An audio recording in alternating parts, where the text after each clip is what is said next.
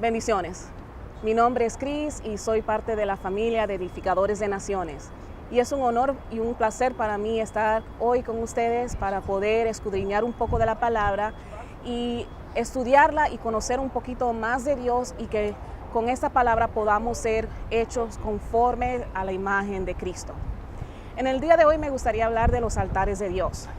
Hay varios pasajes que hablan sobre los patriarcas que tuvieron un encuentro con Dios y levantaron un altar y le pusieron un nombre. Por ejemplo, Abraham, después que estuvo a punto de sacrificar a Isaac, él levantó un altar y le puso el nombre de Jehová Jireh, el Señor provee. Tenemos a Jacob, que después de haber tenido el encuentro con su hermano Esaú, él también construyó un altar y le puso por nombre el Elohe Israel, el poderoso de Israel.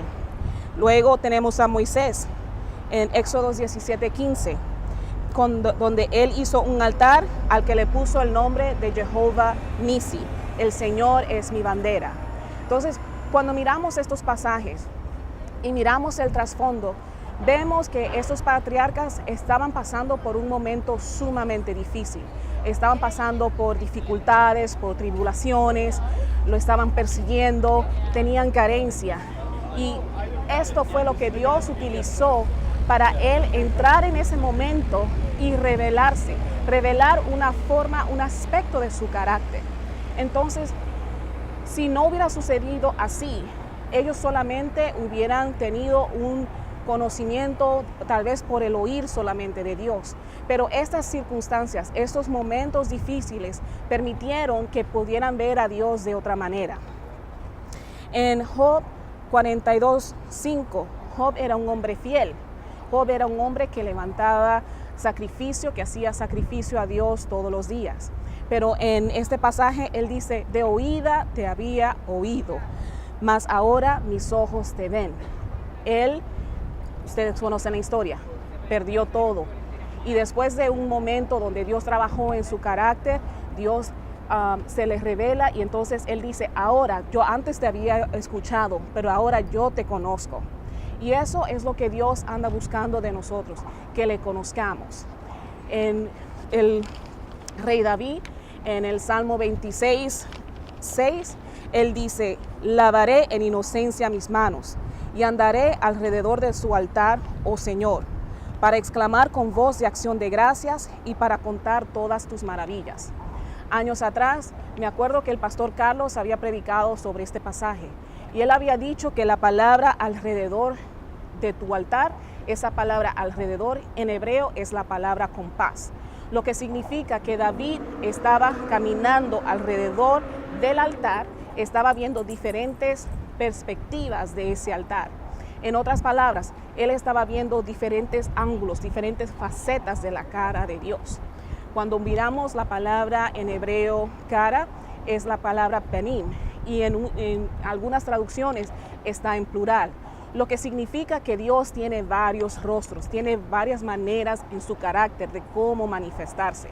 Entonces David había conocido esos diferentes aspectos, esas diferentes características de Dios, y él decía: voy a andar alrededor de tu altar. ¿Para qué? Para exclamar con acción de gracias, para contar todas tus maravillas. Entonces, ¿qué nos están diciendo estos pasajes? Que cada vez que tengamos un momento difícil, cada vez que tengamos alguna dificultad, alguna carencia, algún sufrimiento, algún dolor, no es para que desmayemos, no es para que perdamos la esperanza, no es para que salgamos corriendo. Es un momento que Dios está utilizando para Él revelarse a tu vida, para que lo conozcamos de una manera más profunda, para que tengamos una intimidad con Él. Entonces, cuando Dios haga esa revelación en tu vida, levanta un altar, graba ese momento y reconoce: Dios me ha salvado, Él se ha manifestado, y ponle un nombre a su lugar. No es que levantes un altar de piedra, es simplemente que en tu mente o en un cuaderno empieces a grabar esos momentos donde tú has tenido un encuentro con Dios, ¿Para qué?